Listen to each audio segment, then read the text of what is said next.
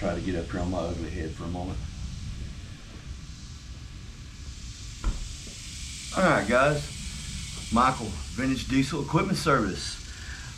A little quick video about making life easier on jobs, okay? It's something I highly recommend, and in this particular case, we're doing it for this little Jinma tractor behind us. If you have not seen the series on Jinma, maybe we'll have some links around here somewhere, I hope. Now, with that said, let me walk you through something, and like I say, I recommend this really on pretty much every job you're going to do. Something that you're going to want if you'll pop down here for a moment, Dan. I really recommend a tap and die set so that you can go back and clean all your hardware. Because if you notice, all your hardware is greasy, you know, the threads on them and everything are a mess, and it's really gonna bother you whenever you go to put everything back together.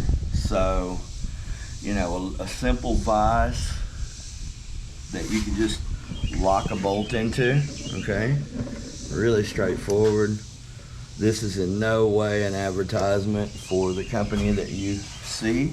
They're not paying for that sponsorship, so they're not getting it.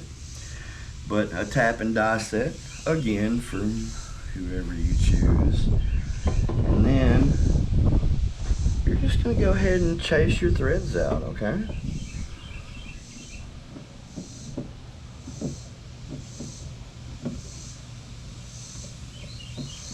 And yeah, I hear some of you saying, Mike, why didn't you go the other way with it and use the tapered edge first? And my answer to that is I tend to do both, okay? I go both directions with it because I've learned that it cleans the bolt a little differently as you go. See, that's only going to clean part of the bolt, but whenever I turn it around and chase it, never mind the paint that I just scraped off the top of the vise, that's fine. We're not worried about that silly paint. But now I'll turn it this way. But if you'll notice, it doesn't get all the way down the bolt quite like that. But it does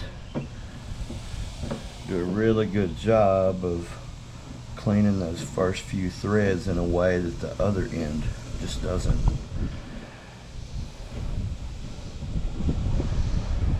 Takes a little bit more time to do both ways on every piece of hardware, but to me it just makes better sense. Okay?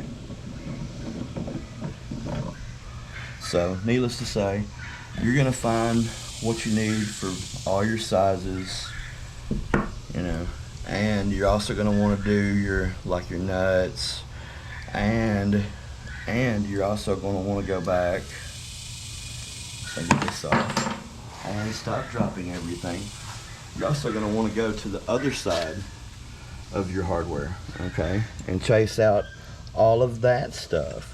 Pull this back apart, chase out all your threads, chase off the studs and everything. And like I say, it's just going to make reassembly a lot easier on you, and it's going to make your jobs flow a lot smoother, and you'll be a lot less likely to have stripped hardware or stretched hardware or loose hardware later because it doesn't torque right. So enjoy the tip and I hope it helps.